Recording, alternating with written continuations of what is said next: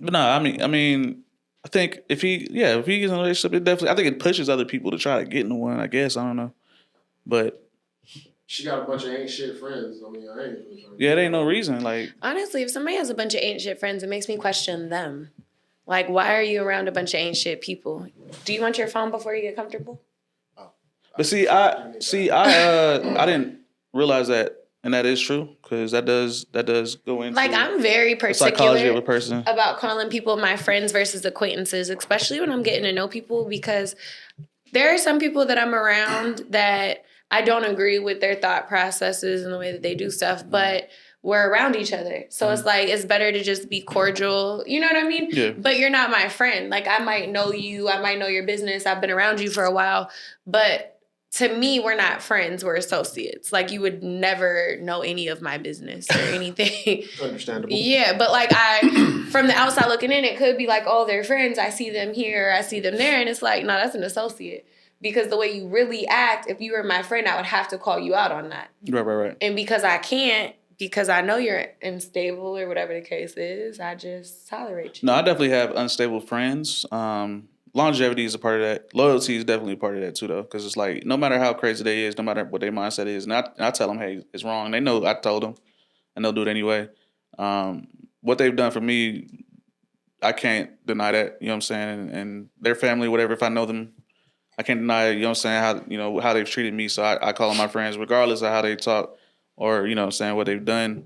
But if every single, like, there's always a one-off, but if every single person in your friend group is a terrible human being. No, every if you have a Donald no. Trump in every single one of your friends, that's crazy. I couldn't imagine being friends with a Donald Trump. That'd be crazy. I get it. Like we all have a version of somebody that thinks that they know everything. Somebody that whatever they say, that's it. They don't have no Google, no fact check, nothing, and you just let them talk because it's like I don't just let them talk. I definitely just say I'm definitely not gonna let them talk. I'm like, bro, you talking bullshit, and after they keep going, I let them know, hey, I'm not listening to you anymore, right? But that's a let them talk. So, like, I'm going to correct you once, and then if you keep going, like, one thing about it, you're not about to mess up my peace, and whatever that looks like. Mm-hmm. So, like, I get too irritated too fast. So I'm not about to go back and forth with you, especially if you sound crazy. Like, I will tell you sound stupid. Now what? Now you got an attitude because I called you stupid. I didn't call you stupid. I said you sound stupid. Yeah. Now you do sound stupid and are stupid because you can't hear.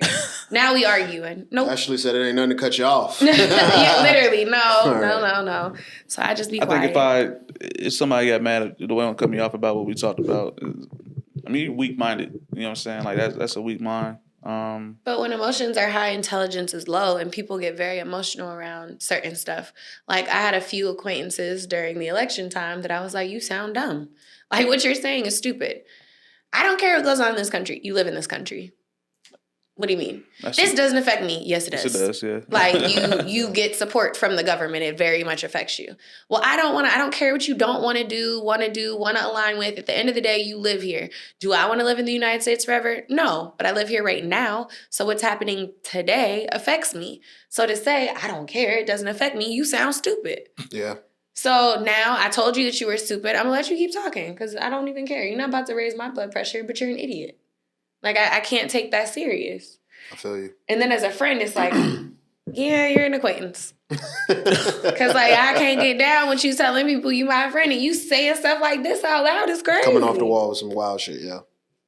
All right, y'all, we opening with the thug conversation? Yes, I have so many questions. Yeah, we can. So, like, hopefully you guys have thug, answers. man, like. So I have a plethora of questions. Are the tweets real? Is the audio real? There's audio with him talking about QCP. There's audio of him talking about Baby. There's audio of him just talking about everybody. All of it is real. It's real. It's all real. So he's a big old snitch. I'm not surprised. Is it big old snitch? Okay, so we've had this conversation many times, and I talked to many people. Obviously, we live in the city of Atlanta. Been here since 2006. 5. So, you hear a lot of discourse about it because everybody, when it comes to snitching and it comes to music, everybody's like, well, I listen to the music. I don't care about the snitching. And that's cool. That's okay. A lot of people, what I don't like is a lot of people are talking about, well, it doesn't matter and when it comes to hip hop and whoop de whoop. And to me, I think I first started with R&B. I listened to R&B. I grew up with my sister, my mom's, my pops. Most of the music that was being played was R&B in the house. I didn't really listen to hip hop till I was probably like, I mean, you listen to it from your cousins, but I didn't really start buying and really locking in until I moved to Albuquerque with my cousins, and they was listening to like Ludacris and all that and New York music. But what I realized is, as I listened to it, was the reality of hip hop music, and that's the thing that made hip hop to me, and that's what actually made it popular. Was that people realized that hip hop was about what's really going on. NWA blew up because of the reality of the streets and what was really going on. Even though in New York, Big Daddy Kane and all them was rapping about drugs and and all that, but the reality of hip hop and the music was what made it popular. What people got to realize is that these men were gangsters. You know what I'm saying? They had gangsters around them. They had people that actually did these things. This was real stuff. And this is what locked a lot of us in, especially in Atlanta, because a lot of us actually knew these people that were affiliated with them, like in real life. Like we actually knew these people. We've seen them in person, been to clubs, been to parties, and seen these people in person. Knew people that knew them, knew their families, knew their cousins, knew everybody And you're around talking them. like Gucci era. Gucci, yeah, from Gucci, T.I. Okay, so you're like talking early all of 2000s. Even before Thug before y'all even knew who he was. You know what I'm saying? Like, I'm trying to get a time frame. For example, like Metro Boomin Okay. just came out with his album Future is Summer, had a lot all those artists that were in that album. We knew about that in the 2000s. They was doing this a long time ago. Rich Kids, Shot the God, J Money. You know what I'm saying? All of them. Like we used to see these men. You know what I'm saying? We used to go to their concerts, their parties, and all that. So these were real people. When they talked about the stuff that they talked about in their songs, we seen it. Y'all know about Whoop Rico? Mm-hmm. That was a dance. That was a real thing that happened. That they actually whipped somebody's ass in the club and then made a song about it. That shit went crazy. You know what I'm saying? Like this shit really, hip hop really is real shit. It's not fake shit. So what you mean? Like was back then is back what you're then, saying. Yeah. So back, you know what I'm saying? It was bred off part of it still is, but it was bred off of reality. It's storytelling now. It's always been storytelling. I was gonna say because no. And as I go on and as I say that, when it comes to snitching, my thing is this: when you rap about doing crimes, and of course you did them, and it's reality because it's like I said, hip hop reality. You know what I'm saying? They kind of tied together. You're also influencing the next generation, right? That's just the bad shit about it. So, you can have discernment. But in reality, most people do not have discernment. Mm-hmm. So they're going to take that and be like, okay, this nigga did it, I'm going to do it too. Right? But I think that's wild because like growing up, my mom had like no filter. It was very much like, this is what adults say and do. You stay in a child's place. Mm-hmm. My mom was listening to Snoop, Lil Kim. I'm talking Lil Kim's album with the lollipop. Never in my 31 years of life did I ever say, that's what I want to do when I grow up. You were brought up with discernment and understanding. Yeah, you know what I'm saying? Everybody does not have that, unfortunately. Matter of fact, the majority of people actually grow up without that. Exactly. Without that parent that's like, no. Yeah. They all they have is the music. Because it was played. All they have is everything else. You got to think about like gang culture, right? How does gang culture propagate? I mean, I get it. I lived in the projects. I get it. I've seen it. Exactly. But I don't think about that. Getting to people and there's no influence in their life. If you have an influence in your life, you're not turned into no gang. If you have a strong influence in your life, why would you replace a strong, good influence with a bad influence? So yes and no. You can have a strong influence, but still like your environment does set a precedent. Because if you're my influence from 8 to 3, the rest of my day really is what's influential, not that little time period. And in that period of time, that means the stronger influence is what's winning. What I mean a strong influence is you have a parent who's like, no, you don't do that. This is how you do it. This is how you work. This is how you're supposed to live. This is what you're supposed to do. That's fair. And they're constantly enforcing that. A lot of times a parent will do that and then they'll stop. Or they'll do that and then give the child too much freedom and the child will go off and be influenced by other people. You gotta, kids are really influenced. People, not even kids. People are very influenceable. Like, it doesn't take much. We see it nowadays, and that's part of the topic of today, right? Yeah. How influenced people are by stuff, right? So what Kell's talking about, I understand because it's like posturing, right? Mm-hmm. Yeah. And you can't posture and be talking about gang shit and then you switch up and say you snitching. Not to say don't snitch. Don't snitch if you doing that shit. But this is really my thing. Are they really doing? So I never finished it because I want to finish it so I can bring it together. So the reason why I say this is because while you're influencing and you're telling people you're rapping, telling people not to snitch. That's what you're telling people to not do. Mm-hmm. So these kids are looking at this and they're not snitching. Like they're going to jail for life and all this other shit for crimes that they didn't commit or crimes that really they didn't have a part of. You know what I'm saying? Like they're really just standing down, 10 toes down. They're actually doing this shit. A lot of people are doing this shit. While you, who rap telling people not to do it, are actually snitching. Like you're getting out of your situation. While you done put probably hundreds of kids in situations where they'll never come out and see jail because they thought that you would. They said that you were their favorite rapper or they listened to you the most, and they stood 10 toes, and so now they got to actually do 20 years in jail while you decided to take the, you know what I'm saying, go to snitch route and get out. When you could have just said it the whole time, I'm going to snitch. If you would have started off rapping saying I'm a snitch, you probably would have saved hundreds of kids. That'd be a crazy rap song, though. They've said for a while, though, Say that it they're again. not Say it again, allowed to though. rap It'd be a about crazy that. rap song. It'd be a crazy rap song. So niggas, and that's the thing, niggas will rather put niggas, like, they'd rather keep niggas down for their own Kanye career. brought that out. It's not that they want to. They said that the labels would not let them produce certain stuff. And they had to say certain things in songs, and that's what their label required them to do. Doesn't Thug have his own label at I this don't point? know. That's what I'm saying. Like all these niggas got That's their own his labels. label. Like, he's reached a point where I he don't believe can- that they can't say anything. I feel like they can't release certain things. But if you can say whatever you want and do whatever you want, again, we bring discernment in. Why are you listening to a man in a dress? Why are you listening because to a man? people are easily influenced. So again, I can't feel sorry for somebody that's dumb enough to believe that. These rappers, now to your point, I agree 1,000%. Back in the day, they were about that life. Mm-hmm. People were getting shot over territories and gangs, and it was very East Coast, West Coast, down south got in where they fit in, but it was very like separated. Mm-hmm. And you knew if you go certain places, you need to have you gotta have people with you, yeah. Now I feel like people still want that because it's cute and it sells, but the reality is the gangs, in my opinion, aren't what they were. And I feel like we learned that Vaughn got shot outside the club in Atlanta. Yeah. Dirk talks in all of his music. You can listen to whatever. Him and Vaughn were really good storytellers about what happened. They talk about it. They put their business out. They say it. You got Rick Ross, who was a probation officer, talking about crimes that we know he never did or committed. So it's like, at what point do you say this is for entertainment purposes? Like, if you really believe, I think Tekashi 6ix9ine put a lot of that out. Y'all want to pretend to live these lives and pretend to be these people that you're not. Like, you are a man in a Skittle-colored lace front, like, over here pretending to be in a gang. Like, it is what it is. Yeah. But You accepted this money and now you want to portray that you're this person, and then you nut up when it comes time, and then the general public wants to say, I can't believe you snitched. But let's be real. If you're sitting here, you're not an actual gang member. You've just been paid hundreds of thousands, if not millions of dollars to lie. You said, all right, cool. But now somebody's like, okay, you're going to go to jail for 20 years if you don't say who did it. I know you're going to sing. You're going to sing. You're going to talk. You're going to write it down. You will learn sign language. It's the reality. But people want to sit from the comfort of their home with their families and be like, I can't believe he snitched. Why? This is not TV. This is not Frank Lucas. This is not real.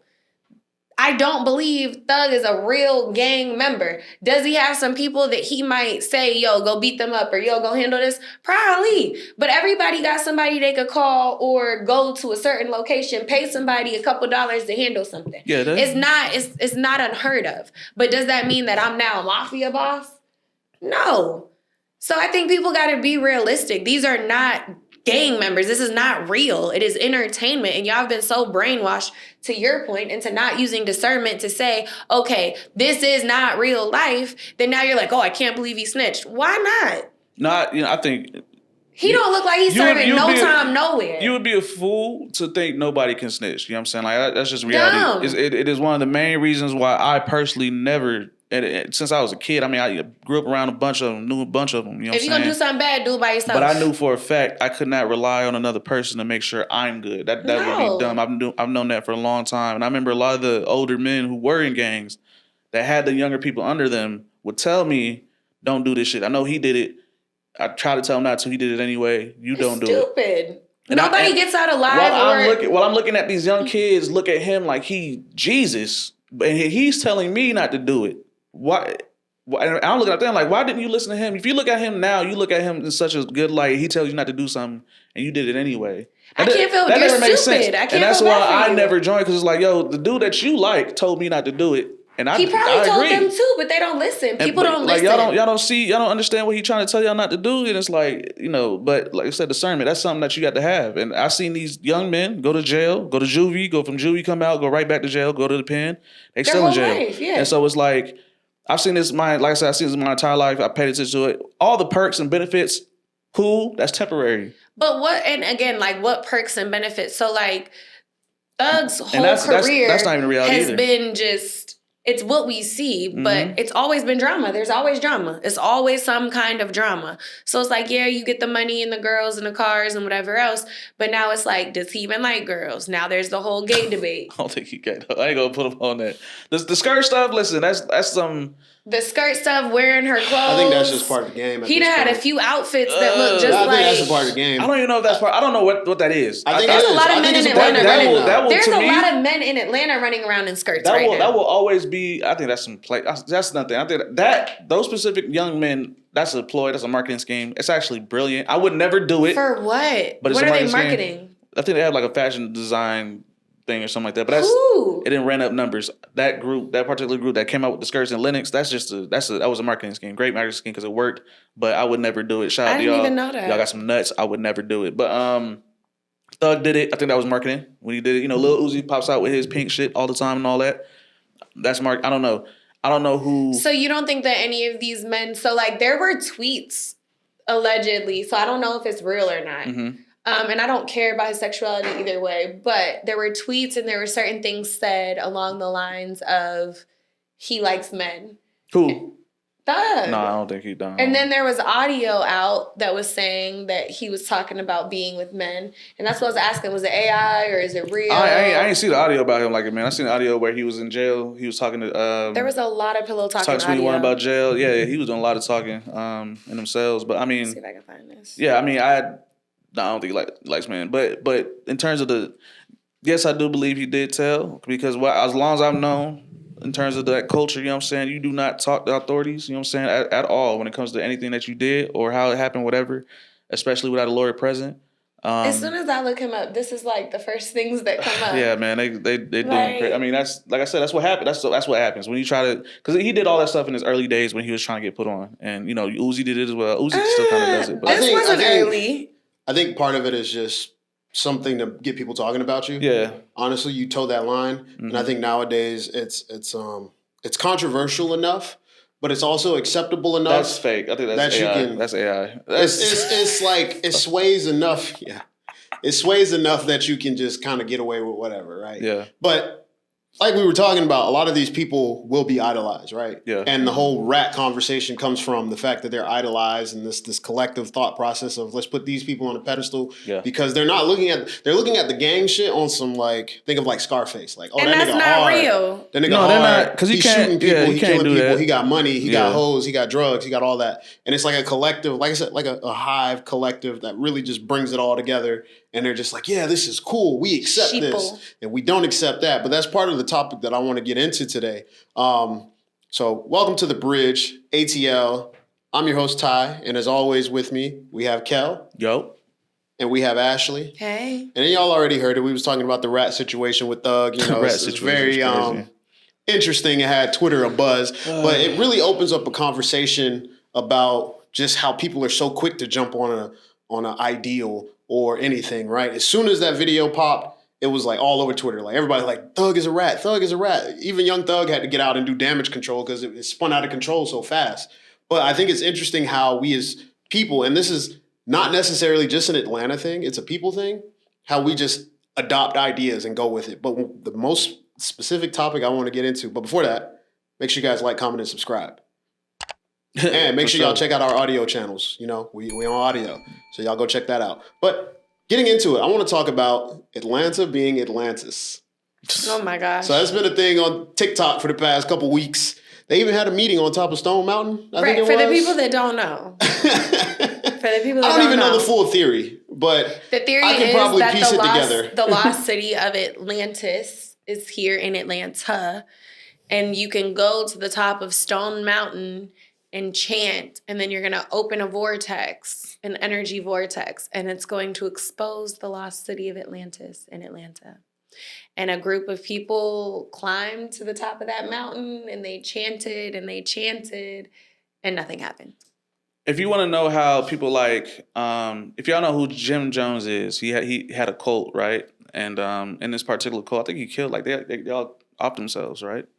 This is how that shit starts. You know what I'm saying? People can incept an ideology into you that, you'll feel so strongly about that you just feel like you would go up to Stone Mountain. Do you think people really believed it? Yeah. You think So I think it was half like of shits them and believed giggles. it, and half of them went It's just up there it's for just some the fact shits that a and significant giggles. number of people truly believe this, and this is the thing. I think it was fun. Like, let's go and do it because there's a lot of lore behind Stone Mountain in general. That like it's on top of like a science facility and there's experiments. But see, like, where's all this coming from? What do you mean? When you get Inception is, listen. This is COINTELPRO was a government CIA project that was about manipulating the mind of human beings. If you know, you know what I'm saying. This is one of those things that came out of it. I think some serial killers, I forgot what his name was. One of them was actually a part of this program. He became a serial killer. You know what I'm saying? Like they literally started messing with his brain, you know what I'm saying, as a kid because he was smart, you know what I'm saying, during college. And as he grew up outside of the program, he became a serial killer. And what I want to say was the Unabomber. I think the Unabomber was the dude. You know what I'm saying? And listen, you can easily influence people. I'm talking about easily. Because you might look at a lot of documentaries and say, how did this happen? How do these people do this? Whoop, whoop. This is how it happens. It's easy if you just give somebody. I think you can always see it because people are very lonely. That too, yeah. People are lonely and people want to belong. And if they feel like they're in a group and if they feel like they can connect, there's a show on Netflix and it's literally like how to be a cult leader. And they go through and they dissect all the different cults and they bring out all the different factors that the leaders had that were able to draw people in and make them likable. Like Jeffrey Dahmer was a very likable person. Yeah. That's how people get away with the stuff that they do because they're likable and they're fun. But to this point, I think it's more people are bored, people want something to believe in, and nobody in Atlanta works because I think that was on like a Friday in the middle of the day. And there was like 100 people up there. You know, like even like Kell was saying with the COINTELPRO thing, it wasn't just one thing. It's numerous things, right? Mm-hmm. And we as a people just kind of collectively accept it without any scientific evidence or anything because but like how do you prove something like that? I can very clearly disprove it because the whole thought process behind the myth is that black people are Atlanteans, right? We did not originate in Georgia. Crazy. Right. We're not originally from Georgia. But some people feel like black people could be natives. So let's take a step back. Do you not think that this could be looked at as like a science experiment? No. What do you mean? In a sense of, all right, somebody says that they believe it. This is a fact. This is true. We could do this. We got to get 100 people together and we got to go do it. Oh, like somebody was doing an experiment to see if they could. Yeah, it can definitely be. So who's to say that like, I don't know what the thought was behind this. I don't know if this is a thing, but I look at it as like a science experiment. Like, who's to say that it's not true? Okay, go try it out. You got a bunch of people together. You said we're the real people. You climbed up there. You said if we get enough people, we can chant and do it. So all right, let's see what happens. You got enough people. You went up there and you tried it. To me, it's giving a science experiment. You tried it. You did it. It didn't work. Now we know it's not a thing. Sounds like a waste of time. It's like my mind ain't open enough for that kind of. No, it's not. It's like. What if it did open? It's like What if they were right? You have to look. I would have had to seen that. But what if they were right? Look, if they were right, then they got it right. But they were wrong. But okay, but that's my thing. Like nobody would have known that they were right or wrong if they didn't try it. So I mean, if y'all believed and they believed that much, go try it out. They didn't hurt nobody. They didn't bother nothing. Hopefully, they picked up all their trash. They paid their little $15 per car. The mountain made some money. They went up. They tried it. Didn't work. Who cares? To me, it's giving a science experiment. So it's a valiant effort. You know what I'm saying? Yeah, you tried it. But at the same time, at least you know now it's not true. You can try another spot. At the same time, you can't catch me doing nothing like that. I'd have to get paid. I ain't gonna lie to you. Well, I mean, I look at it as I get what you're saying. If I knew about it, I would have went to see. Because what if it did work? I would have went for sure. What if it worked? I said I would have definitely went. Just to watch. Yeah. Because what if that really did open up? I would have been like, I was Stone Mountain anyway, so I would have been like, cool, work out and watch some crazy shit. So the thing with science experiments, especially nowadays, maybe in the past, right, they would just kind of do whatever. and just see if it works. Now there has to be some scientific evidence or something that leads people to believe that. There was no evidence or anything. It just feels like somebody woke up one day and said, let's go chant on top of Atlantis. But Like, where does the line of reasoning for that come from? Usually with science, there's a line of reasoning, right? So like with the Earth being flat. But the line of reasoning was your thing. Let's look at the Earth being flat. People believe the Earth is flat because they've never seen Earth from space. Right. Right? So that one, I can give them a little space to understand it. But in school and everywhere else, we're taught the Earth is round and they have scientific evidence to prove otherwise. Now, as far as what we've known about Atlantis is a sunken city that sunk under the ocean. When you look at the evidence surrounding all of that, there's just I would not see how anybody could come up with the prospect of, if we stand on top of Stone Mountain, a vortex will open and we can go to Atlantis, because Atlanta is not even like close to the ocean. We are on the coast. Georgia is on the coast. There's just not enough evidence to prove that happened. If anything, all the evidence points to the fact that there was once a supercontinent, Pangea, and there was never like any evidence to say, yeah, we might be able to do that. It just feels like something somebody had a dream about, and then they tweeted about it, and then other people were like, yeah, you're right. And then somebody was on some shits and giggles and was like, hey man, I want to see if I can start a movement. I'm gonna say Atlanta is Atlantis. And you retweet it, and we get a couple of people to retweet it, and let's see if we can start something. And that's what I think it was. I'm here for it. If you could create a marketing scheme for anything, anybody will buy, anybody will follow. Well, they ain't put out they should have put out merch. Where the merch at? You can do all, and it will work. It's just how stuff goes. Like I said, COINTELPRO, all of that has been used in marketing ever since it was created. Like absolutely, because this is easily. Trump used a lot of the shit that came out of that program to get these people to believe all the shit he's talking about. Literally he lies purely on TV in 4K, and these people allow it to happen. Well, shoot, even that. Look at the evidence behind everybody believing Trump all of a sudden died. You know? That blew up overnight. I think that's a want. It is a want. And I do think there's a difference. That's a want. Like, people do want that to happen. So many people were sad. So people jumped on it immediately. Yeah, I think it was like a yes, we're free. And people are still fighting it because they said the video they showed is an old video and we still haven't seen Trump, and they think something's going on. But we could be so lucky.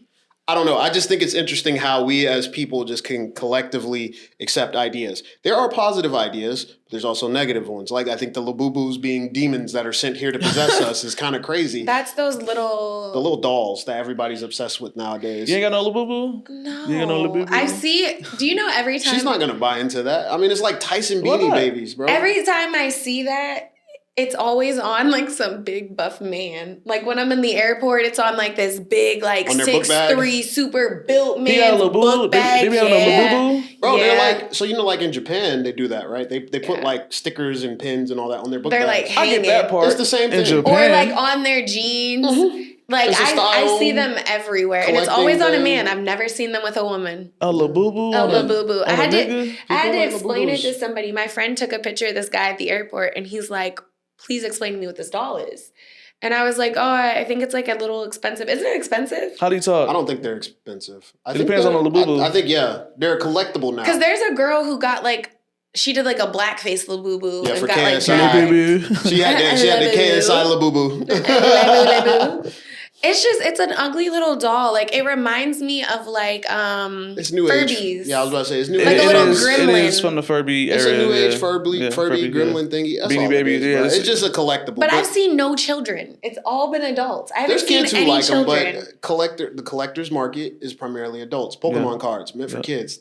Now it's. I remember playing those though, is what I'm saying. Like, I haven't seen any children. It's just been an adult movement. No, there's kids who get Labubus, but like I said, you see adults buying them now because the collector's market. Scalping, reselling, all that stuff is so popular now that kids don't even get to enjoy the things that we enjoyed because now it's a collectible. Imagine trying to explain in like 5 years, this is a Labubu. It's a Labubu. A Labubu. That's crazy. There'll be something else that takes its place. Who named that? I don't know. I don't know where they came from. I don't know. But I will say, on the good side of things, there are things that as a collective people do jump on. And like, the great lock-in, right? Yes. That you're talking about. Like, that's a collective thing that it's not really a new concept. I mean, I look at it as like new year, new me, right? Same thing, kind of same deal. Except doing it in the new year, you're doing it at the end of the year. September into December. And, it's just people getting behind a movement like that. So, like, there are positive collective mind movements. It's very interesting how we, as people, can easily, like, not easily, some of us just gravitate towards these. And I just find it such an interesting concept. I think we just see it more. Like, I feel like all of this stuff has happened. It's just broadcasted on social media. So now it's like more in our face. Like the Atlantis thing reminds me of, we did a competition for the Guinness Book of World Records to see if we could have the biggest game of hide and seek.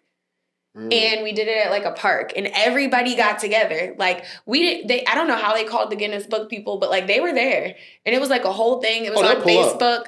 Like it was a whole thing. But again, for like the hive mind, somebody just woke up and had an idea. Let's play freaking hide and go seek today and break the world record. And did. Like, so it's like all these little ideas. I don't think any of it's new. I think it's just easier to see all of it in 4K because it's just a scroll away. And then as soon as you look up one thing, you're just going to see that for the next week and a half. I think you had a good point earlier, though. It's a sense of belonging. Yeah, wanting to belong. I think being able to say, I was a part of this. People went to storm Area 51 during COVID. Exactly. There's a whole documentary out now about it. See, look, that's one. People attacked the Capitol building. Those are terrorists. January 7th? That's a terrorist attack. Religion is the biggest sense of belonging. If we're talking about like groups of people just coming together for. I don't think we can include that because. What, the January? Yeah, because that was because it was a person of power who kind of incited that. Well, and they followed his orders. Exactly, and there's several layers to that because 2 months prior, kids, adults, teens were getting shot with BB guns and bean bags, and we're unable to get within 100 feet. Yet these people just ran up and through there. So I think that does not count. That's not able. Because you think it was more of a setup, for 1,000%.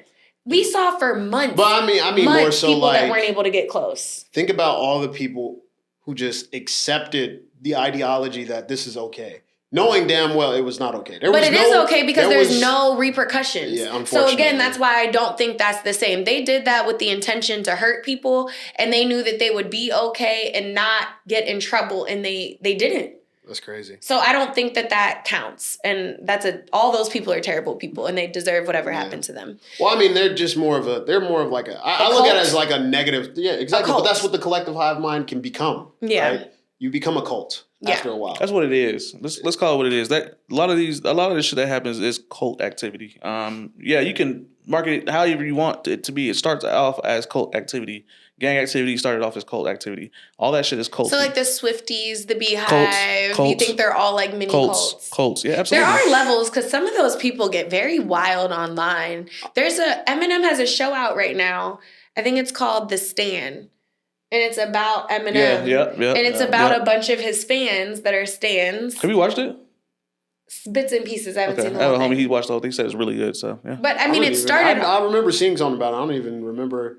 What is it even on? HBO Max. Oh, so it starts off with people like just sitting down. The first guy looks like Marshall Mathers. Like he has the hoodie on and like from the side profile. It's I didn't know he had riders out here. And then like he turns and I mean Hispanic, Brazilian, white, black. I believe it. I mean, I it's didn't know he had them everybody. out there. I mean, I think the most vicious is the Barbs.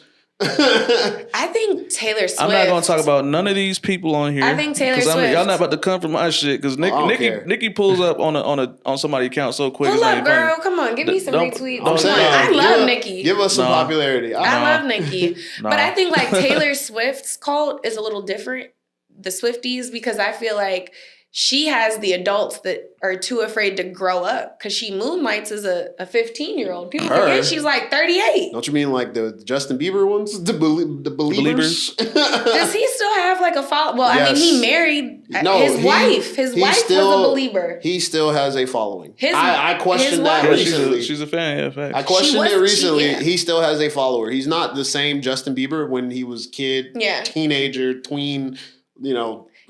He had the world on hold. He still does kind of. He got that pull. His last album dropped. It did very well. His album was good. That album was fire. Britney Spears had a following. There was the guy. Do you guys remember Chris Crocker? Oh man. or Crockett, Chris Crocker. It's Crocker. I think it's Crocker. Crocker. Yeah, he would like sit and just cry in his room. That's to leave Britney alone. That was Leave that me was the alone. biggest meme of all Yeah. time around that time. Like that I mean, that's generation. how it always works. He was like the number one. Every celebrity who's like at a certain level has their fans.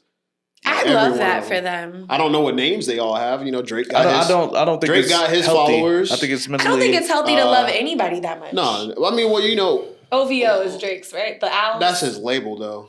That's his thing. I don't know what his fans are called. Oh. But yeah, no, it's just not healthy to idolize something that strongly, but people can't help but follow something, right? Like you said, religion is the biggest sense of belonging. What happens when people don't believe in religion? They Do you find feel something like you else. belong with religion? I don't feel like religion is a sense of belonging. Religion is meant to make you feel belonged.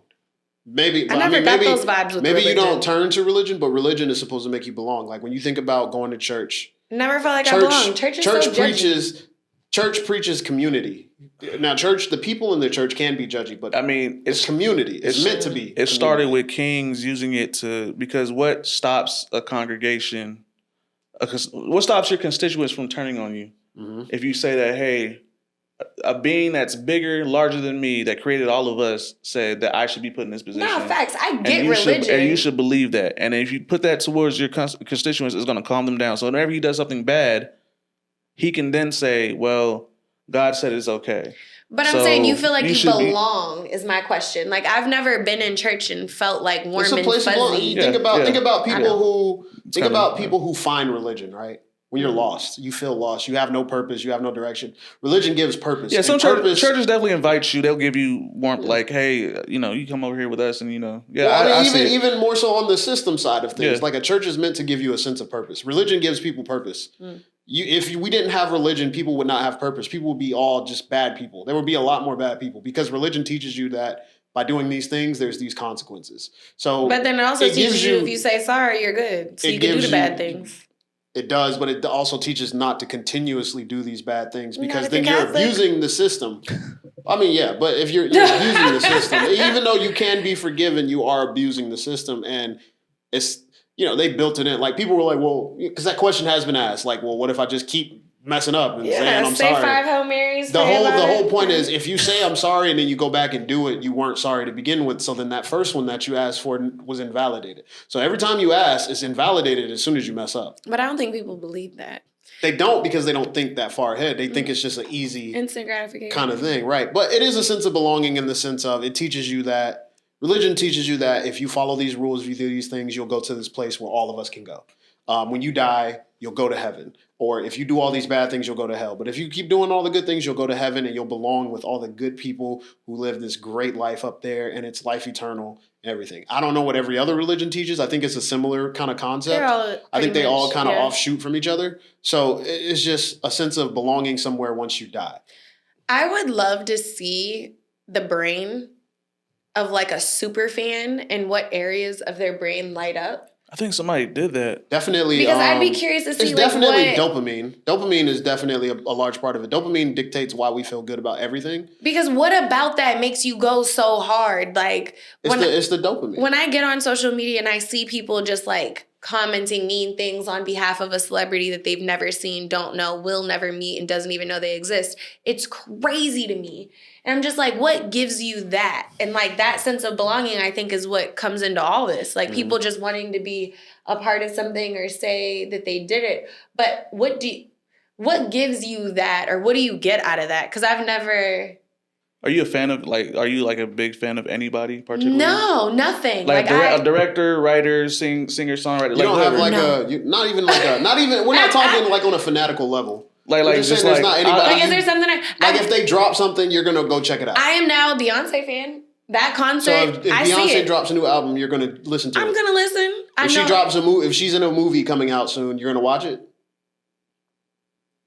She ain't a fan for it. So like I'll put it into perspective. I'll put it in perspective for you. I think I'm a big fan of Donald Glover, right? So Donald Glover, if he drops a movie, a show, a new album, anything, right? I'm gonna pick it up. I'm gonna check it out, right? Okay. But I'm not on the level where I have posters, I have T-shirts, I have all that. But it's just cool when he drops something because it makes me feel good when I see his work or anything like that. Now, I'm at the regular level. Yeah. Of course, some people really like these people. Like when I think about it, I think about fandoms, right? And Kell knows about this. Like when it comes to like Star Wars fans, there's some people who are just so in love with a series that they will hate everybody who doesn't have the same opinion as them. Yep. And it makes them feel good to say, I feel this way about this, and the internet empowers you. Yeah, so it makes you, if you have enough people that say, no, he's right, then they're just like, oh yeah, I'm right, so I'm going to keep going. Like it's a weird thing, but I think it's I need dopamine. to work on that. I think I need something. It builds up because what happens is if you're a fan of something, so like I give you an example for Nicki Minaj. Like I'm pretty sure her thing is what are they called again? The barbs. The barbs. So I'm pretty sure the barbs was built upon. Nicki Minaj is also a very active celebrity within her community. So she actually talks to a lot of her fans through social media, right? Mm-hmm. Like she directs them to do things, all kinds of, like she's probably one of the more involved celebrities with their fan bases out of all of the other ones, right? Like Beyonce used to be kind of involved, but she's not as much. Beyonce don't say nothing. And she don't say much anymore. I think she's dropping a tour. Her fans were saying that she did, because Beyonce's power is, I will challenge that she might be a little more powerful because she could drop a picture of a Kleenex over a book. And the way people are going to speculate the color, the size, angle. She doesn't have to say anything because people are just nuts. Yeah, no, I think she's marketed her, set up her whole thing. I think they all have similar fan bases. But like he was saying. But with Nicki, her stuff was based off of, because what happens in fandoms is when you're a super fan of something, whatever it is, and in that community, and you have more knowledge than somebody else, you kind of get respect in that community itself. Mm-hmm. So she's created basically like a hierarchy. Yeah, hierarchy. Yeah, it's crazy. No, it's like a high school hierarchy. I'm pretty sure there are certain barbs who have a high level of respect out of the other barbs. Like I'm a grand general barb. Exactly. Yeah, like imagine being an adult, like getting with your girlfriend and finding out that she hosts weekly Nicki Minaj meetings. And she probably got pulled. She probably got clout too, for real. If it exists in one fandom, it exists in others. Yeah. And this is how it happens because, I don't know. Now I'm curious. If y'all know about the forum community, you know what I'm saying? Forums are basically online. You can go on a forum about any kind of fandom. Doesn't matter what it is. So it could be comics, movies, sports, hip hop, whatever, right? In these forums is a hierarchy because on forums you post, it's like threads, right? Like Twitter and all that came from forums. Forums started all of this shit. Reddit is basically a forum. Yep. Right, and on Reddit, so we can talk about Reddit. So on Reddit, there are hierarchies. You've seen the threads. There are certain threads that have hierarchies. Every single thread has a hierarchy in that thread. It starts with the mods. Yep. It starts with the mods, and it starts with the other people in there. And I'm not using Reddit right. And people who are in those threads have been in the threads for years and have made posts in those threads for years, and people know that, and they know these people. Hell, so it's just like ongoing. I think forever. Forums rewarded you more because in forums they would have ranks. Yeah, they have ranks. And there would be tiers. You would have titles on your name. If I've been posting all of that. for years, then they'll be like, "Oh, this guy, he knows his shit." Was Tumblr like that? If what? Tumblr was Tumblr like that? Kind of, sort of. That was more of like a blog space kind of thing. That was just more like mood boards and stuff. It's like Pinterest. Tumblr was the early version of Pinterest. But like he's saying, forums, Reddit is upvotes. The OG. Upvotes let you know, this person posts a lot and they get a lot of upvotes. So a lot of people fuck with and you'll see on their name, like they'll have badges and shit and all that because they contributed all that other stuff. Like every single thing, all these churches have hierarchies. We've seen it. You know what I'm saying? You can see the cardinals, your pastors, your deacons, there's hierarchies within every single particular organization or anything that you do. And it starts at the cult level because it starts with the interest of that one thing and the person who's in control of that one thing. And then people. What do you like that about? Me? Yeah. Sports, probably sports. Movies. I would say probably sports for him. What's your number? Sports is your number one, like a team or a person? The game. Sports. Just sports. The game. Nigga loves sports. I love competition. I don't care what it is. It does not matter. It's competition. I love the human mind when it comes to competition because we can do anything when it comes to competition. I just love that and seeing how they actually go through with it and their mindset and what it brings to them. That's my yeah. Okay, what about you? Video games and movies. So like what video? Is it a specific? Just video games in general, the whole concept. So any new video game that drops, you have to try it? I either try it or I check it out. I try to keep as much into the world of that news just to see what's going on. Like I follow a bunch of people who talk about new things, other stuff, the market, all of that. Yeah. So like the new Game of Thrones that's coming out, you're ready for it? Game of Thrones show? Yeah, they have like a new... The Duncan and Sir Egg one, yeah. Mm-hmm. So I keep up with all that. I really like it. I mean, I want to be in that field, so... That's fair. I need to figure out something. It's really a hobby, right? Like, we just have hobbies. And I feel like we've kind of detracted a little bit from the whole collective thing. That is part of the collective. But it is the collective mind. Like, what do you care about? It literally starts. It starts as a hobby and it turns into an obsession. Look at sports. I mean, you don't see me in here with sports. You're not obsessed. Once it becomes obsessive is when you become part of the hive mind. You see them with the whole shit on every day. They might be a Chiefs fan. You might see them with Red fans all day. You know what I'm saying? Steelers fans. Don't do that. Don't do that. Don't do that. Don't be like that. You a Steelers fan? Yes. Oh, she's lived in Pittsburgh. You a legit Steelers fan. We know a lot of fake ones around this motherfucker. You know what I'm saying? So shout out to you. I don't know. I think they real Steelers fans. Yeah. Whatever. You can't. They got all the gear. They know all the players. You can't. I used to be a really big Steelers fan. I ain't seen no riders as hard as I've seen for the Steelers, honestly. I got like some. I think it depends on the region. But like being in Georgia and seeing this many Steelers fans is interesting, right? So no, there's a lot of Falcons fans too, though. But I expect Steelers are one of those teams, though. They're literally like. And we just talked about that with Orson on the other podcast. It's cold. Like, you have to really care about a team Browns to go fans, out in the snow. Steelers, yeah. Browns fans, Detroit, all the ones that are really in the cold, Green Bay. Anybody up north and water, writers, bro. But I don't see Green Bay fans out here. I do. It's a lot of them, down bro. Here, you got the a lot of cheeseheads. Yeah, you get a lot of Steelers. Yeah, but because there's a lot of people that relocate from up north down south. Mm-hmm. I just thought it was interesting that the Steelers have such a huge fan base all over the country, bro. It just depends on where you're at. You're right. I don't know. It's interesting. There's a fine line between a fan and part of that hive mind. Just keep in mind, what that means. But I do want to shift into the next topic.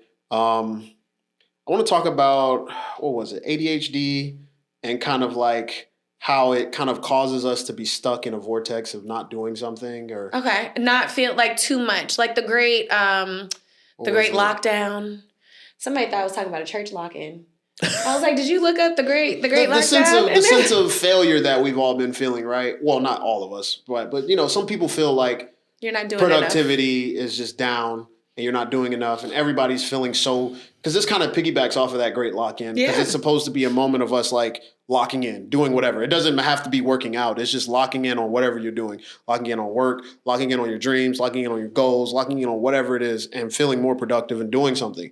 And I think it's very interesting because I think we had brought up the conversation about how some people have neurological things that are causing them to be blocked from that. And part of that, what I actually did want to talk about with that great lock-in is I do think it's a positive, right?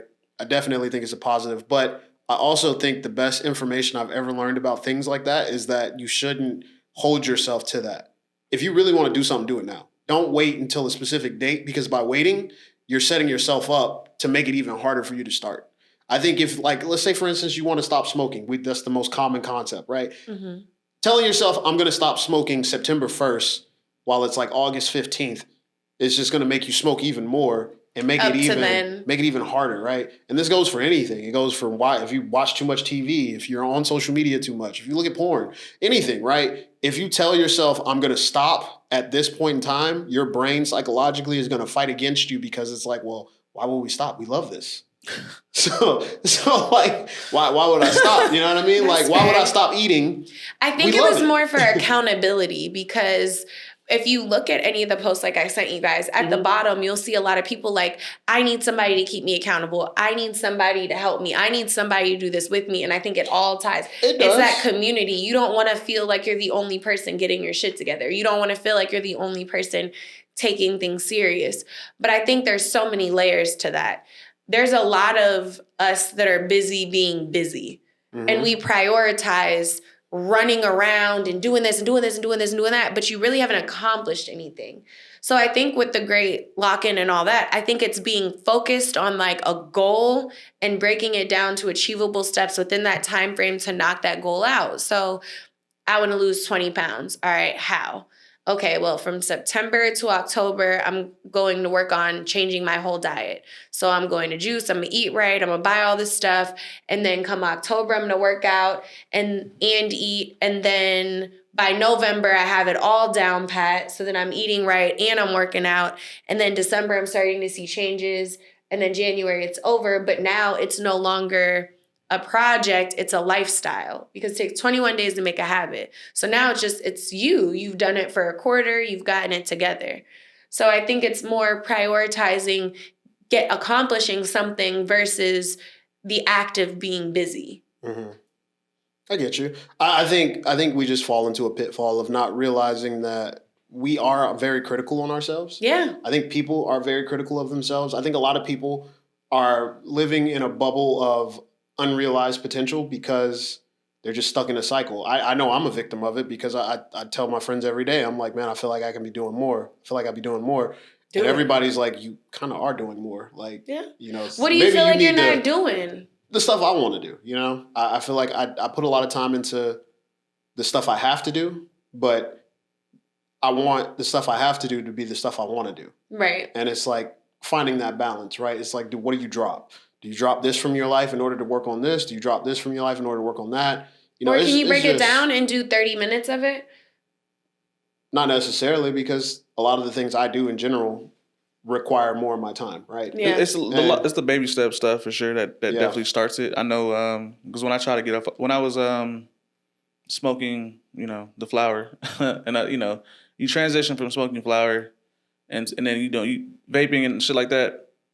In order for me to get away from it, I had to basically just stop like buying it. You know what I'm saying? Like basically, or not even just buy that, like go smaller. And then go smaller and smaller, and then. But you couldn't go cold turkey. No, you can't go cold. It's harder to go. That's the hardest thing to do. But you start smaller. That's not true. It is. See, some people can like listen. Some people. You got big nuts. You have big nuts. I think if there's anything, and if maybe you can do a cold turkey, straight maybe up. this is where like control and me being in control like really takes over. I don't like feeling like anything or anybody has control over me. Mm-hmm. So if I can say I can't stop smoking, to me that would be like I'm addicted. Because why can't I? Are you like a control freak? Absolutely. That's why. Absolutely. That's bred in you. Like you already know. Like as your day to day, you probably go day to day. I will not let nobody control or anything control me. I don't give a fuck. So like, it's not that bad. Like I go with the flow, but it's conscious enough on a time in which. But as soon as that flow start going the other way, you out. As soon as you feel as though something has control over you every single time and it feels unsettling, you automatically rid of it. Yeah. Yeah, I don't do that. Out of there. I'll let something take over for a little bit, just, you know what I'm saying? Absolutely not. Just to relax. Yeah. You know what I'm saying? No, I can understand being that way. I used to think that way myself, but then I realized, I'm like, man, it just makes me feel so uptight, so rigid. Yeah, facts. And once you kind of like relax, you kind of let things play their course. I'm a watch, but I'm always right. So it doesn't matter. I already know how it's going to play out. So like I don't. It's like, okay. It's okay to be wrong, and I don't mind being wrong. It's just rare that it happens. Prove me wrong. I would love that to happen. I love it when I'm wrong on those very rare occasions. Very rare. But so, I think for most people, just the concept of doing something cold turkey is not easy, because if people could do things cold turkey, a lot of problems would not exist. I think you can do things cold turkey. I think we make excuses and we allow ourselves to feel. And that's why it's difficult. Because you can make excuses. You see what I mean? So like, if doing something cold turkey, people who are overweight know that they need to stop eating as much and they need to start working out. Facts. But nobody can just stop eating. Yes, they can. Well, let me not say nobody. Most people don't. If they stop buying them 50 tacos they and just put go salad in there, no, they can't, because they can't walk to the car. And that's how you get them. You throw all that stuff away. I'm replacing all your chips with carrots and celery. You can't do Ain't that. no snacks in here. Yes, you can. It's a level of stress that comes with and be stressed out. Maybe you'll stress eat some carrots. Oh my God. Listen, what I'm telling you is I think we as a people make too many excuses for ourselves and others. I'm saying it is very possible to stop. It is. You can absolutely do it. Choose not to because it's difficult. Definitely choose not to though, for sure. And you don't want to. And that's exactly why it's difficult for people, because they can do what you just said. So again, my thing is just like you can just stop. do it. You can make an excuse. You can wait for this date. You can wait for that. And I think that's the problem. It's the fact that there's choice. But that's why there's the great lock-in, because now it's like during this time, you have no choice. The choice is to be locked in. That's it. And I think that's to your point of why can't you do it today or this day or this day. I think because they're telling you this is the time period and this is what you're going to do and that's all you're going to do. So then it's kind of just ripping that Band-Aid off. You're not going to be like, oh, well, I'll start working on my project for 30 minutes, then I'll go to 40, then 50, then an hour, and now I'm spending, you know, this block of time. I think it's just rip it and do it. Just make it happen. Stop making excuses. Get it done. I get what you're saying. I think, like you said in there, the accountability thing is a big part of it. A lot of people do need accountability. And I think that needs to go like kind of outside of social media as well, because can you really be held accountable? It's just there's so much room for people to do whatever. Like I said, I look at New Year, New Me. New Year, New Me is a concept that has existed forever, right? Damn near. Yeah. And every year you go to the gym, there's a bunch of people. I used to love selling gym memberships in January.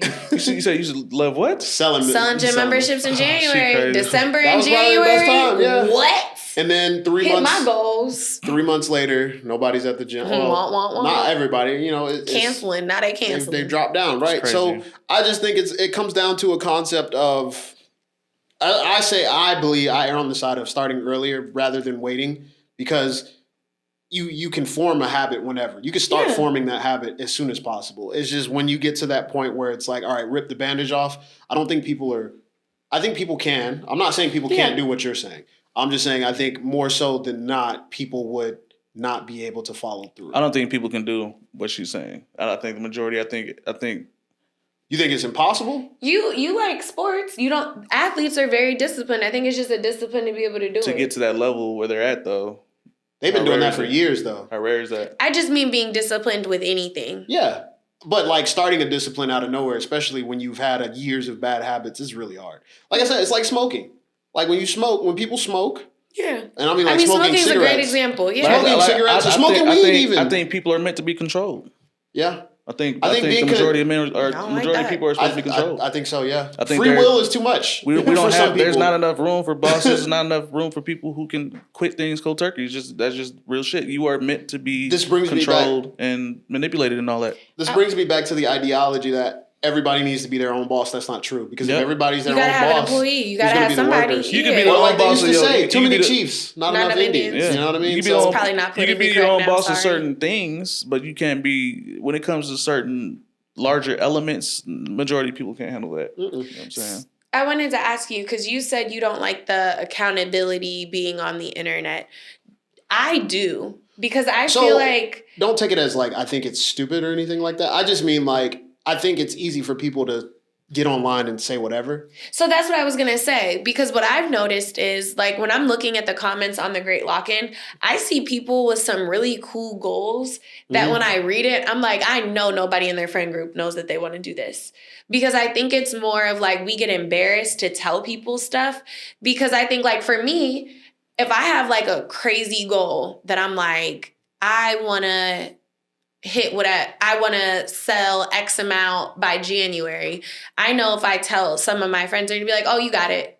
And it's like, well, damn, like, thanks. Like, that's not you really... You want them to say, yeah, girl, dude. Like, no, what do you want them like, to say? That's good. I will want my friends to give me positive But I think reinforcement. it's more like expected. Like, yeah, of course you can do it. Versus like okay, how's it going? Did you get it? How are you doing with this goal? You want check-ins. Yeah, check-ins or something. Or just like, oh, well, that's a cool idea. How'd you come up with that? Because then it's kind of like, okay. You want follow through. You want friends who care. That or like feedback. Because I feel like sometimes it is like, how did you come up with that goal? And then when you say it out loud, it's like, okay, well, maybe I can tweak that a little bit, because maybe that's not that realistic, and then I could do this. Sometimes you need to bounce stuff off of people. And I think you want constructive criticism. Yeah, and I think sometimes... You don't like yes men. Yeah, I get you. The people in your group be like, oh, you want to produce a movie? You got that? You're great. And I tell them that all the time. I'm like, yeah, I need... But then that comes down to you need constituents who are in the same area who can really understand you. That's the hard thing. So that's why I think the internet is good, because you put the comment out there. I want to make a movie. Now you got 50 people commenting, I want to screenwrite. I want to do animation. I want to do this. And now your project is so much easier to come to life, because now you got other people who want to be involved. Yeah. Yeah. So that was going to be my challenge for the accountability. It's a great connection tool. It is. I don't really do that. I want to do this and I want people to come in, because at the same time, while I do want people to help, but that person might not be good help, and I got to shut you down. You know what I'm saying? Because you're not I get it. Accountability helps. Like, yeah, it could be a positive. If you have one person who goes to the gym with you, that's two people now who have to both consciously be like, I don't feel like going today. Right. So as long as one person is like, yeah, I want to go today, you're good. You're going. Right. Or even a text like, hey, getting ready for the gym, or you. It's like, dang, all right. Guess they're getting ready. Let me get my ass up and go too. Like, it works. Yeah. It definitely works. It's just, and it helps form a habit. And once you have that habit, then you could probably take the train. It's like having training wheels. You take the training wheels off and you get going. But I think it's very interesting because I know we talked about like how it's just hard for people to overcome those obstacles mentally. And, definitely I think accountability helps. Maybe having a set time period helps, but I'm always on the side of if you want to do something, you got to start now.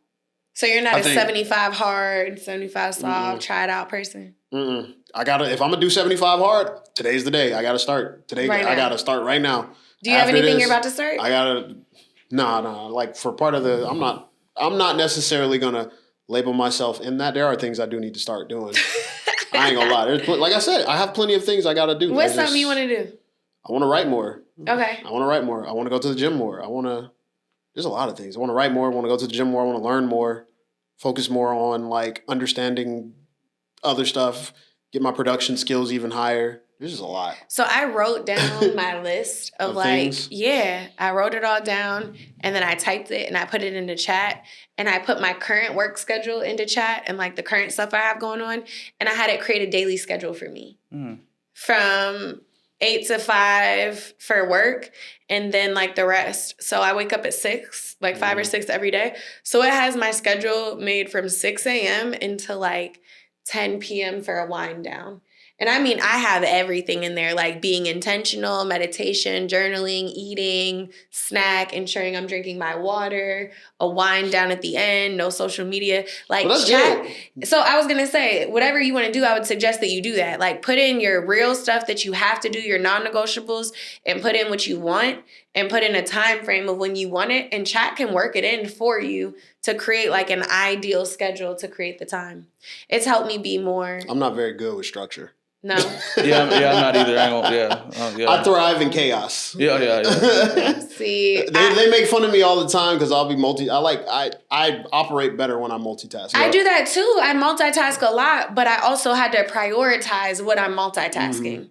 And I think that was the issue. I was getting everything done, but not always to the best of my ability and not always being as cognizant of if I would have spent like a little bit extra time, would this have been just a little bit better? Yeah, no, I think I get everything done the way it's supposed to be. It's just I have to do more than one thing. And the thing is I need to be able to stop doing that. I need to turn it on and off. I need to be able to focus on one thing at a time. But like that's what I'm saying with the schedule. While I'm working, it's like, okay, well, let me turn on the TV and, let me look at this thing and then I'll get a text and it's like, okay, well, let me go get that for you real quick and let me do this and let me do that. Then jump back to work and then jump back to this. Yeah. But it's the only way I feel like my brain operates because when I sit myself on one task, I start dying on the inside. So yeah. So I do too. Maybe I need some medication. No, I do too. But that's why I had to be intentional. So I literally have a timer because I'm the same way. Like if I'm working, my TV is on. That's why I binge watch everything, get to see everything. TV's on. I have a phone call. I'm sending an email. Nyla wants to be pet and talked to. I got water. I think you got it under control more than I do for sure. But I have what it sounds like. You have to have a timer. So like I will block out like a good 20, 30 minutes where I'm like, okay, I'm going to knock out these thumbnails for all of our stuff. Boom. That's it. Don't get sidetracked. Because then I'm on Instagram scrolling and now I'm learning about the great lock-in. And I'm like, oh, it would be good to be locked in as I'm not locked in. No, and that's really what I mean. When I have certain things, like when I have to put the videos together, I take the time, I sit there and I'm like, all right, it's going to take me like 3 hours. So let me just go ahead and start. And I start working on it. And I focus. And in 3 hours, it might take me a little bit more because I might get distracted. But I'm going to make sure the video's done. I'm going to do everything I'm supposed to when I go through the video, from beginning to end, make sure everything looks straight, and then put it out. It's just more so about, I don't know, it's just the way I have myself scheduled is just there's times where I want to be able to wind down. And I would have to get rid of my wind down time in order to do the things I want to do. And my wind down time is like I'm chilling playing a video game or I'm watching a TV show or something, like just chilling, like not doing anything else. I felt the same way till I put it in chat and it created time for me I didn't know I had. That's all I'm saying. Just put it in there because you would be pleasantly surprised because I felt the same way. I was like, I just want to hop into bed and that's it. And it was like, no, you can break your shower down into these extra 2 steps and then add your skincare and then add a stretch and then add reading and then go to sleep. And I was like, oh, I never thought about it like that. See, my enemy is sleep, because that's what we need the most for real. And I don't get it at all. How long do you sleep? I might get, on a good day, maybe 6. So I'm the same. But I still, do you feel good though? No. No, hell no. I never feel good waking up. And I get about so I have sleep apnea, so I need 10. I need 10 hours. So do you wake up a lot throughout the night? Apparently, yeah. So a lot of that has to do with stress throughout the day and your brain's still working behind the scenes. So that's part of what I have put in the chat because I have terrible, terrible sleep habits. I've actually done a lot better. So if I'm in bed by 12 and I'm waking up at 5 or 6, I'm fine. But I mean, my wind down consists of like a lot of like chamomile tea, low music. That's why I'm saying like put it into chat because you'd be surprised. Like a magnesium bath once a week to make sure that your levels are good. Magnesium bath, yeah, because it detoxes you and it gets all the toxins out. Okay. And then it also relaxes your muscles. It relaxes you. Lavender candles, chamomile tea. Like there's little things you could put into place to like help your body. But if you're in a constant fight or flight and your body's constantly like, I got shit to do, I got stuff to do, I got stuff to do, I got stuff to do. When you lay down, yeah, you're laying down, but then your mind's like, oh, did I switch to the laundry? Oh, I got this meeting tomorrow. Oh, I got this. I got to schedule my haircut. I don't even think I have that kind of thought process when I go to bed. It's more so when I go to bed, it's eyes closed, I'm out. Yeah, I'm good. I don't really worry. My brain does move. I'm a knowledge. Like I love looking for new shit. I don't know. I like new shit in general. Like it goes on with the sports thing. Like I just love our achievements as people. I love just new shit, like just learning things. And so like I love my chaos at the same time. Yeah. Like it's kind of crazy. Like I like doing different shit and then finding organized chaos. It's not organized. It's not chaos if it's organized. It's not the same because at one point I might be talking to a homie about his relationship problems, and at the same time I'm learning about what I learned about the other day. A person, it was a certain person in Sweden whose face has been used in a lot of different shows, cartoons, anime, whatever, like from like the 60s, and I didn't realize that because I would see his face in different cartoons everywhere. And stuff. Yeah, while at the same time, because I was talking to a homie about his relationship problems, while at the same time looking at a football game. You know they tell you that it's impossible to multitask? No, that's a lie. That's a scientifically proven. That is crazy. So multitasking in the sense of like, I guess the definition, yeah. Like you're not going to do all of them at the same time, but you are going to. They say that you cannot proficiently multitask. There's key things that you can't. Missing. It's not proficient at all. That's true. So because you have to tune in to each thing, right? At certain times. So it's like if I'm on the phone, if I'm on social media, I'm working on a project at work, I'm watching TV, I can't pay attention to all 3 at once. I have to tune in.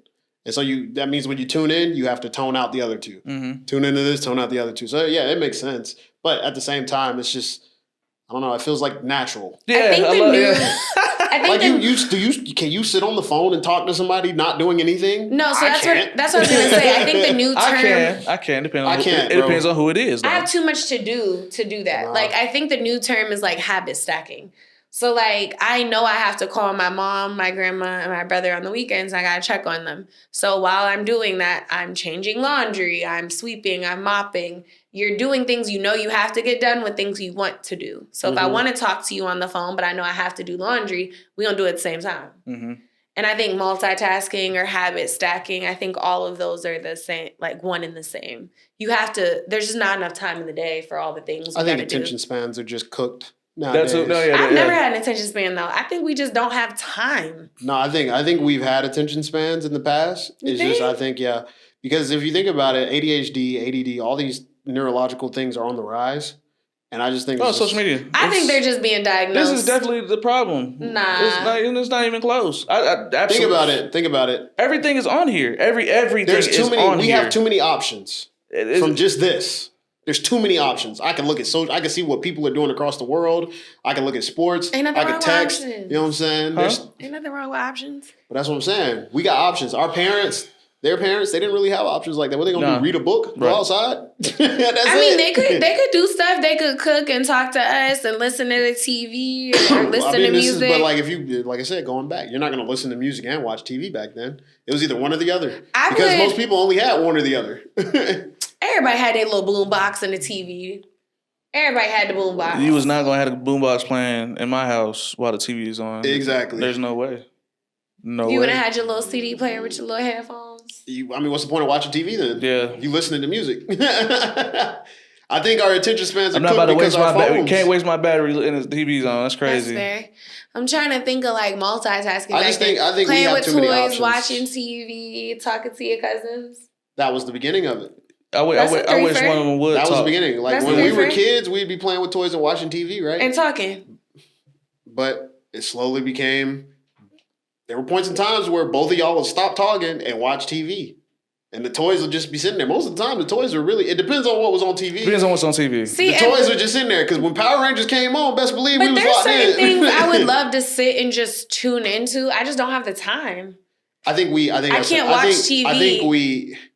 I think you're the most structured person here, for sure. Oh, absolutely. It's not even close. You have... Not even close. The way you kind of like the way you work, like you send stuff, me and Kell be like, damn, bro, she really on Yeah, it. that shit, Like, for real. I'm like, They're talking about my calendar invites. not even that, just in general, Just just how you'll sit down and you'll knock out like 20 thumbnails. Like you're structured. Because if I'm I not don't, structured. it won't get done. And then you guys are going to be like, why isn't this done? I'm going to be like... But you came to us with structure from what it sounds like. Based off of your job, you can't not have structure based off of your job. I mean, don't get it twisted. It's not like we don't. Like, What's funny is obviously, with my job, I am the structure. Yeah, like, exactly. I have So- to bring the structure because there is none. I mean, my job. we have structure, but yeah. we're not as structured as you. Like we know, okay, between these hours we got to work. We got to do this. Yeah. Like I know when it's time, I got to get this video edited. I Yep. know when it's time, I got to make sure I'm doing this. I got to Yep. take people do this. I got to do that. I got to be here for these podcasts. I know I have structure, right? Yeah. But when it comes to the overall grand scale of things, I just know I can't stick to my schedule. I know it. I know I'm not going to because I try to do too much. But as long as it's there, because I don't stick to my schedule all the time either. But as long as it's there and I have like a guide, I'm like, okay. I mean, there's a schedule. The schedule will always be. We will always follow the schedule. Like I said, because my job and his job, we have things that we have to get done in a certain amount of time. We'll get them done. You know what I'm saying? It's just I know I love the cloud of what am I going to do next? You know what I'm saying? Like you feel me? Like I like to dive into that Cloud of opportunity. That shit stresses me and out. we'll just go right into it. Let's do it. You know what I'm saying? Now it's gonna get done in a certain time. I'm not gonna bullshit with something in the cloud either, though. You know what I'm saying? If I pick it, I'm all in. You know what I'm saying? But obviously, there's priorities too. You know what I'm saying? What is really the most important? What really needs to be done for real? And I just got to make sure that is taken care of more so than these other things in the cloud. Because when it comes to structure, I don't like failure. I hate failure, and I need to embrace failure more. That is my problem. That's what I want to work on, is embracing failure. So when I make a schedule and I don't follow that schedule, that becomes failure, and that stresses me out. No. And so that creates a compound. It compounds over and over and over, and I don't like that feeling. I would rather go into it and just do it. Like when I first lost weight, I tried to lose weight, I had a schedule, and I failed every time. So when I started just being like, hey, I'm just not going to have a schedule. I'm not going to look at my weight. I'm going to just go in and just do it every single time. And I lost so much more weight doing it that that way. better, because you weren't focused on it. And I don't think a schedule needs to be like super regimented. And that's why I was saying, like, I have a schedule as like, I guess it's more of a guideline. Yeah. And then I have my non-negotiables. Like, this will get done today. That is not up for a discussion. But like, if I wake up at 6:30 instead of 6, it's not the end of the world. Mm-hmm. You know what I mean? I just kind of push it over a little bit. But see, to me, it would be the end of the world. I failed. Oh, yeah, nah. See, I don't care that much. Because for me, it's like, okay, I got some extra sleep. Like, that's great. Now let me get up. I agree with Kell because it don't feel like I'm behind now. Yeah, I fucked up. Because like even on the weekends, I took an L, so it's like, nah, I can't. On the weekends, no matter how late I'm up the night before, I still wake up early because I feel like I'm wasting my time. So when I wake up in the middle of the day, like 10, 11 or something, I'm mad because I feel like I wasted half of my weekend. Really? Yes. Oh, no. See, y'all got to give yourself a little more grace. No, see, I had to learn, because I was the same with him, but I realized, because like I said, I don't get enough sleep, and I realized how important sleep was. It is. I do sleep in a little bit more if during the weekends. If your body is telling you to stop, you got to listen. Because I realized my body, when you work out, you have to sleep. Like, you have to sleep. I didn't even know this. Like, you really have to go to sleep. And I didn't realize, because back then when I did go to the gym, I went to the gym late at night. I used to go at like... And that's one of the worst things. I just did a study. It's terrible for you. To do what? And it messes up your sleep. For you to work out before bed. Really? Yes. I would think that would be better. But Nope. then again, it depends. I used to think so too. Some people get energy when they work out. They just did a study and they said that it doesn't give your body an ample enough time to relax, rejuvenate, and do all the things that your body's still working. Because you have to think, when you sleep, all of your body's on a clock at all times. So when you're sleeping, your organs are resetting. Yeah. So at certain times, like I think if you wake up at 2, it's like 2 or 3, that's when your liver is detoxing. So if you wake up to go to the bathroom, that's why. Or like if you can't sleep during certain times and you look up like what organ of that is yours, it's normally working in overdrive to get it going. So I would challenge you to look up and see what those times are. But in addition to that clock, if you're working out, it's not giving your body enough time to rejuvenate plus work on that clock. Well, that was back then. Because like I said, back then, I would go after work. I'd get up for work like 11, go to the gym around midnight to like 1 or 2, eat a little bit, go to bed. But I would sleep. I would sleep far. Yeah, that is bad. That is bad. You're not supposed to eat. But I would have ample amount of sleep and then go to work the next day, do the same thing all over again. And I felt like I was just shedding weight like a motherfucker. But I mean, it probably worked because your body was already on that schedule for you. Yeah. Because I know we used to get off late. Yeah. And your body, your body will adapt. Everything. It does. And I think that's part of my problem too, because like I don't eat at all throughout the day. Yeah, you gotta have little snacks. That's why I got my timers. See, I don't like snacks either. I don't like snacking. I hate really snacking on food. I'd rather just eat a meal. So I tell myself I'm really just intermittent fasting, but I really don't eat till like 6 or 7. Like I'll wake up, work, do everything, and just do all this other stuff. 6 or 7, come around, grab something to eat real quick, eat that, and then that's pretty much it for the rest of the day. Get a schedule. Get on Chattiana and have her get a schedule for you. But did y'all have anything else y'all wanted to cover as far as the collective hive mind, being productive and not burning yourself out? I just feel like give yourself some grace. I feel like we all compare ourselves to social media, to the people around us, but nobody has your life. Nobody knows what you're going through. Nobody experiences the things that you do. Give yourself some grace and make sure that your goals are things that you actually want, and it's not you trying to do what everybody else is doing or what you think you're supposed to do or comparison. Like, make sure your goals are yours and make sure it makes sense for you and your lifestyle, and then knock them out. And I feel like good luck to everybody that's doing it. And stop being a follower if you just doing stuff just to do it. Like, what are you doing? Yeah, I would what say. What are you doing? What are you doing? I would say if you're part of one of them cults or fandoms, whatever, make sure it's a positive one. Make sure that the people that are in it are positive people. I met more than a couple people through forums that have changed my life. I probably wouldn't be in the positions I am today if I had not met them online. It's kind of crazy. And so just make sure that you have positive influences in them groups, because obviously you don't want to idolize people, you know what I'm saying? But it's very important to make sure that you are in something that's positive overall for you and your lifestyle and your people, because it can get negative really quickly and you can get drove into some dark stuff. But just make sure that whatever you're doing in general is better for you and your future going forward. Well, y'all heard them. Words of wisdom here. All I got to say is if you want to start something, whether it starts on a date or not, the sooner you start, the better. Just start building habits. Building habits works either. I like even with 75 hard, you can slowly come into it. You can start with a 75 soft and work your way into 75 hard. You know what I'm saying? Sometimes you don't have to go right in. And if you feel like you can, challenge yourself, do that. With the collective mind thing, take yourself out of it. Always ask yourself, why am I doing this?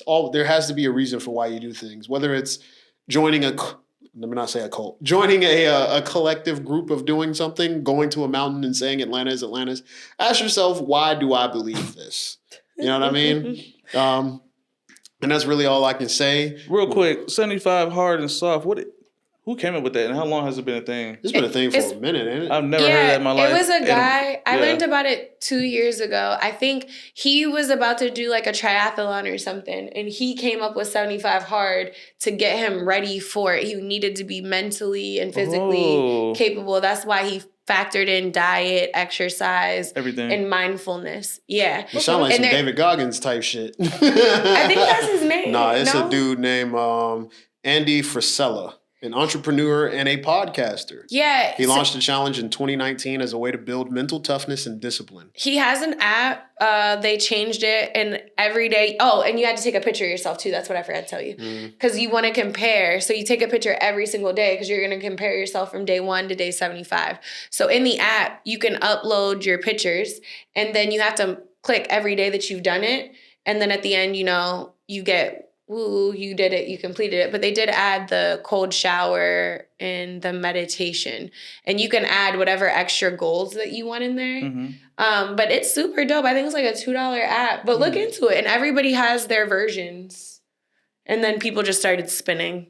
Like Soft Girl, 75 Hard for Marketing, Business. There's a bunch of them. Yeah. My cousin was trying to get us on it. Back when it started. It's super fun. But he's into fitness stuff. Yeah. So. I've done 75 Hard like 3 times. I love it. Yeah, do it. Yeah. Well, let us know what y'all think in the comments down below about these topics we talked about. Collective mind, hive mind of just the social media engine. Are you doing the great lock-in? What are you doing? What are you giving up? What are you focusing on? Do you have an accountability buddy? Let me know. Do you struggle with productivity? Are you feeling burnt out? Tell us what you do. I got how some you prompts. solve it. You know what I mean? And let us know down below. All of our information is going to be down below, as you've seen. It's popped up on the screen. Make sure you guys are liking, commenting, subscribing. Make sure you guys are checking us out, The Bridge ATL, on different audio podcasts, Spotify, Apple, all the other ones. Everywhere. We're everywhere. So check us out. Listen to us on the road. Do what you got to do. Thank you all for watching. Until next time. Bye.